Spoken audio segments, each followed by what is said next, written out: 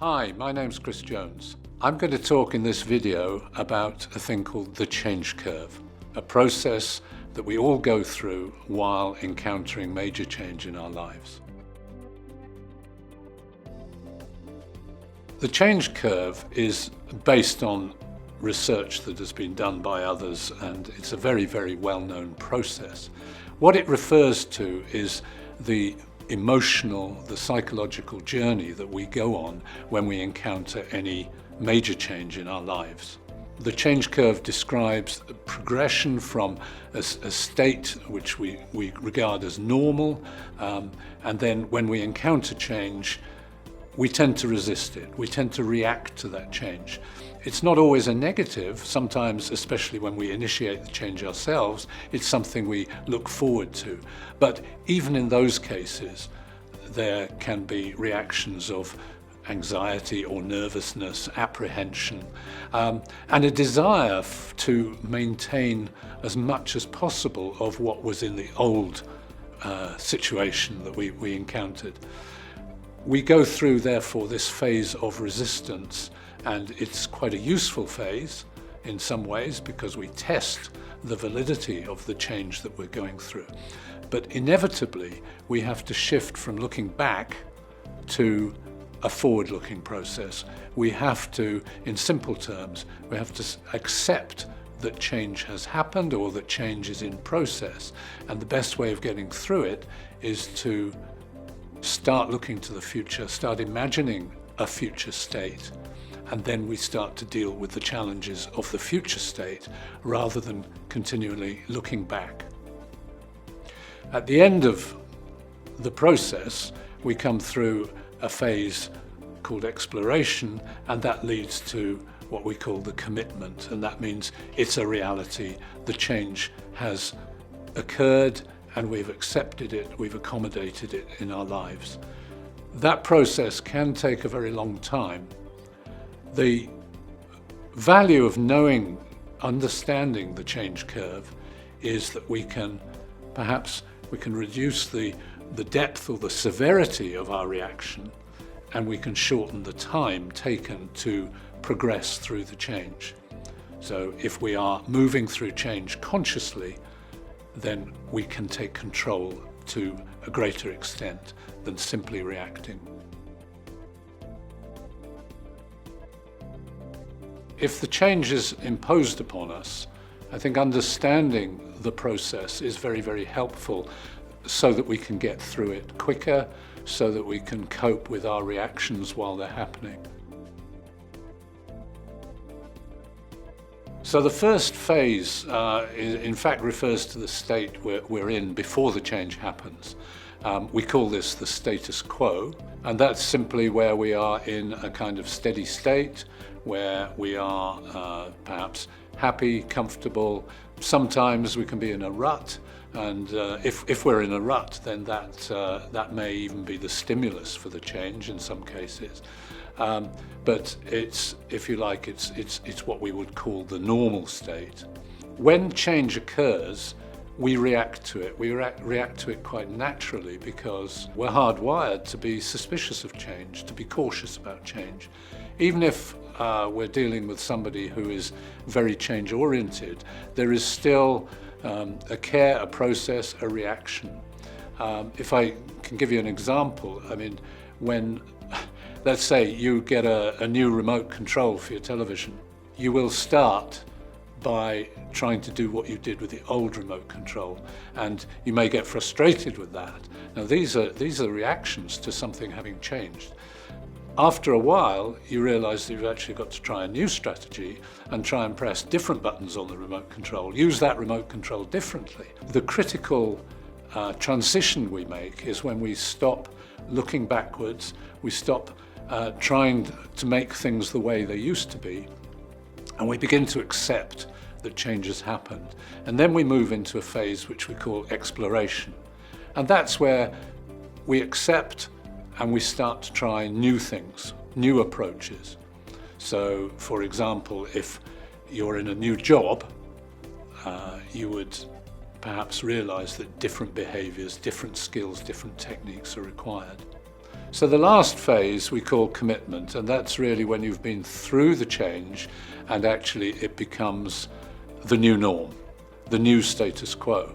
And that's obviously what we're trying to do, what we're trying to achieve when we're talking about job change or major changes in our lives, so that we've accommodated the change. It's worth saying that understanding the change curve enables you to, if you like, shorten the time that it takes to go through the process. I can't tell you how long that process is going to take, but understanding of it helps you to compress the time of it, and perhaps to also reduce the severity of the change in terms of its emotional impact. Well, if we're stuck in status quo, that tends to mean that we're in something of a rut, and sometimes we can't be stuck in that particular state because change has happened to us, and therefore we will naturally move into what is called the resistance phase. Now, this is where there's perhaps highest risk, is getting stuck in resistance. It's not an exaggeration to say that in some cases people can be stuck for a very, very long time, even years, to cope with the resistance phase. Resistance can be quite useful in as much as in an organizational context.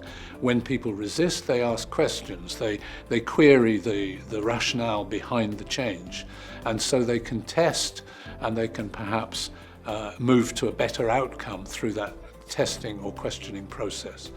But in the long run, if people get stuck in resistance, then it's likely to give them stress, to give them anxiety, and can even lead to health problems if it's internalized.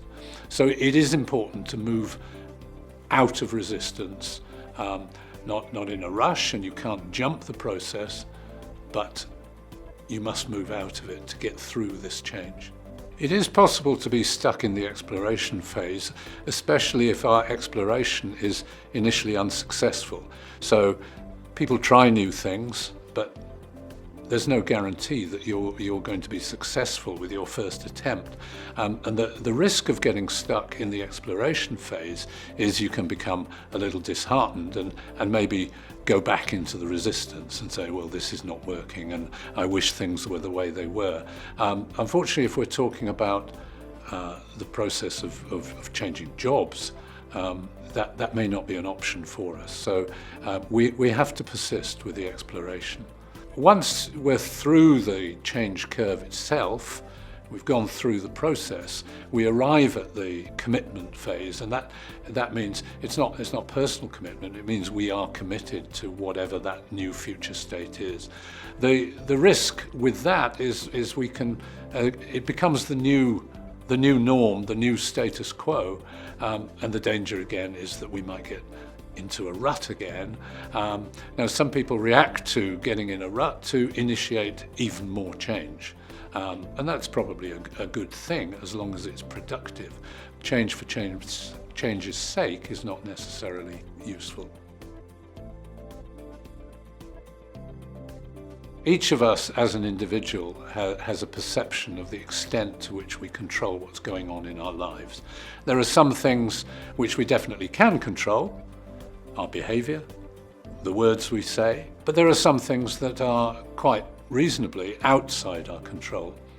But if you think about, as you go through change, you identify the areas that you can control, you can increase the sense that you are more in command of what's going on. And the sort of thing that people do to extend their circle of control and to extend the influence they can have is simply by asking the question, what's the worst that can happen?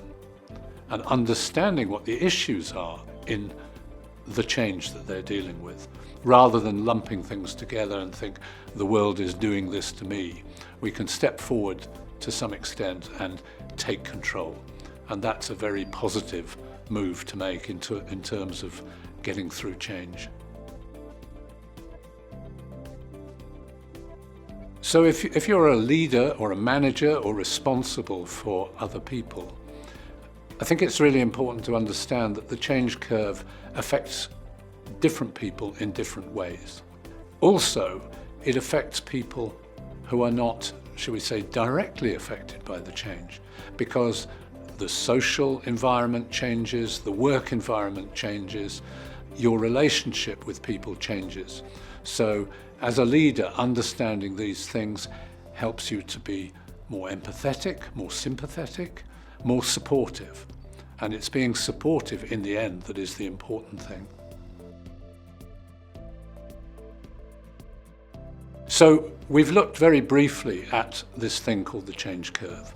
It's a process which takes us from the status quo, our normal state. Change comes into our lives, whether we initiate it or whether others initiate it, and that moves us into the resistance phase. And that's where we are perhaps looking back and wishing that the change did not happen, or being slow to adapt to it. We then move into exploration, which is where we start to look at a future state. And with persistence, we come through that phase until ultimately we reach a state of commitment. This has only been a brief overview of the change curve, and if you need more information, then you should approach the members of the change team or approach your leader to ask for more explanation, more support.